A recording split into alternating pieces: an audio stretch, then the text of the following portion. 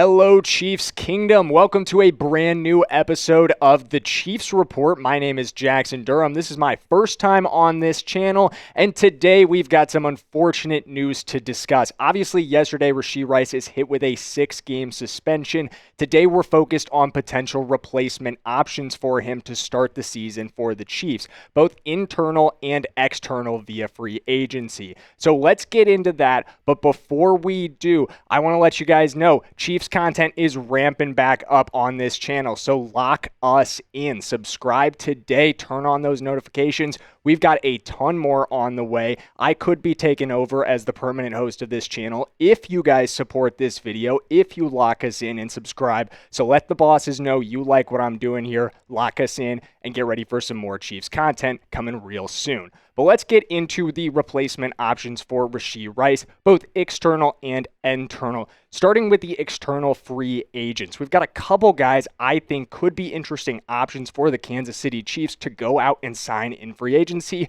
Remember, we are quite limited on cap space. We have just $4 million in cap space, so most of these guys are going to be signing for veteran minimum deals.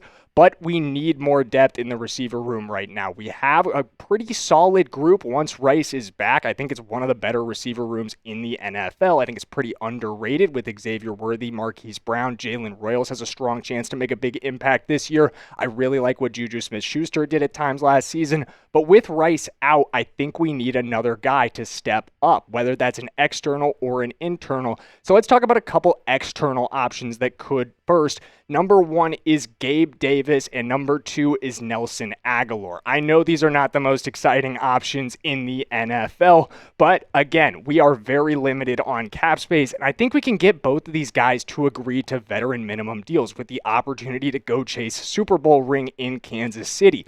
And when you look at what they did last season, neither of these guys were very great, to be completely honest with you. Again, these are not the best options in the world. And it's worth noting, Gabe Davis has already visited with multiple teams in recent weeks, including the Steelers, and I want to say, I can't remember the other team that he visited with, but neither of them have taken much interest in signing him, primarily due to medical issues. His medical examinations just have not gone well. There's some red flags coming up there. So I imagine the Chiefs would want to go through the same physical process, and it's highly possible that the same injury concerns could come up, and they could steer away from Davis for those reasons.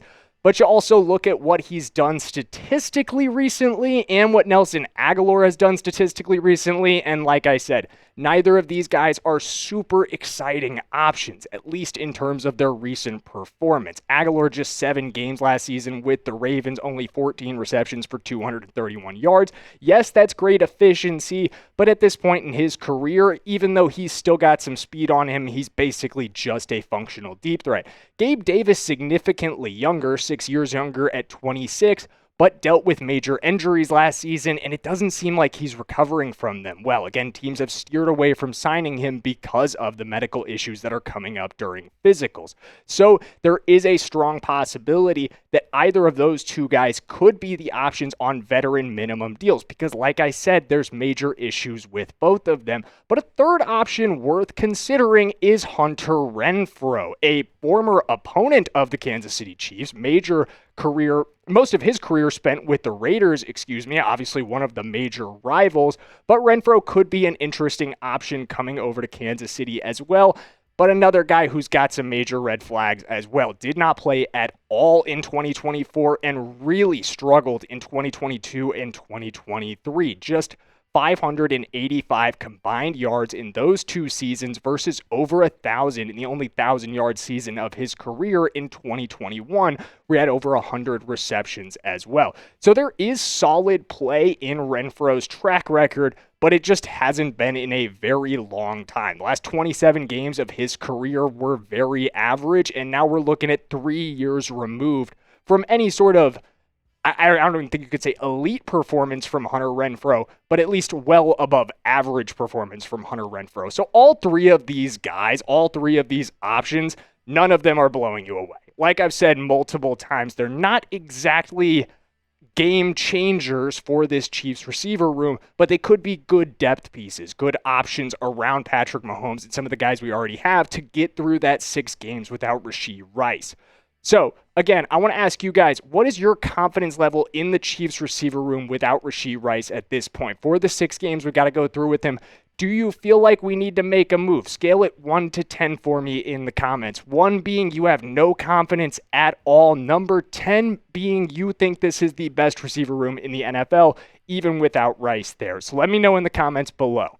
Moving on, though, like I said, there's external options in free agency and there's internal options already on the Chiefs roster. One of which I know is kind of the obvious one, but we're going to start with a rookie that I feel like is a little bit less obvious, maybe a little bit less discussed, and that's Jalen Royals out of Utah State. And I think he could be excellent for Kansas City this season. He was phenomenal in his junior season at Utah State, dealt with some injuries during his senior year that knocked him out. But when you look at his last 2 seasons, the averages are just ridiculous. 6.3 receptions per game, 95.7 yards, 15 yards per catch, and he averages a touchdown per game. Over 20 games, 21 touchdowns. It's actually a Mountain West Conference record for most career touchdowns for Jalen Royals.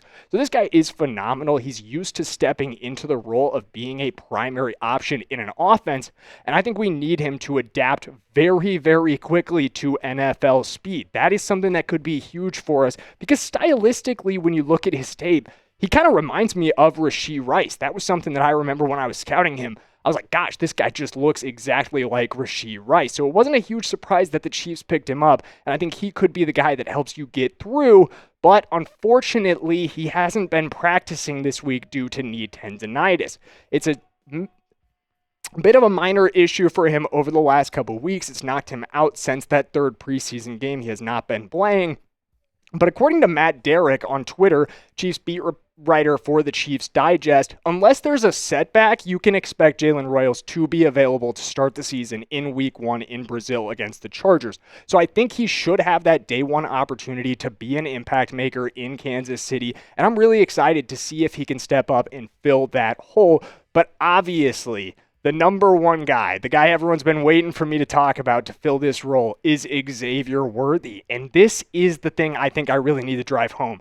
Worthy needs to take a year 2 leap. If the Chiefs are going to get through Rice's absence successfully, it's going to be because Xavier Worthy steps up. He is a 1st-round draft pick at receiver. This is why you go out and get guys like that, because they step up and take over your offense. And right now, we haven't seen that from Worthy. He was really good in year 1. I liked what we saw. 98 targets, 59 receptions, over 700 total yards of offense, and 9 total touchdowns. But we need him to take that next step from really good to elite, to number 1 receiver caliber. And right now, I don't think you can say that he's shown that. Rashee Rice is a number 1 receiver in the NFL. Xavier Worthy just isn't on that level yet, but I think he's very much capable of taking that leap, and I think it could happen this season with the opportunity given to him with Rashee Rice out for 6 games. But let me know in the comments, which of these 4 options do you guys think fills Rashee Rice's role? Is it Xavier Worthy, my number 1 option? Go down and type XW. Do you think we're hitting free agency to sign somebody? Type FA. Or do you think it's going to be Jalen Royals, the rookie we talked about? Type JR. Or is it another option? Maybe a different free agent we didn't talk about? Let us know in the comments. Tell us their name.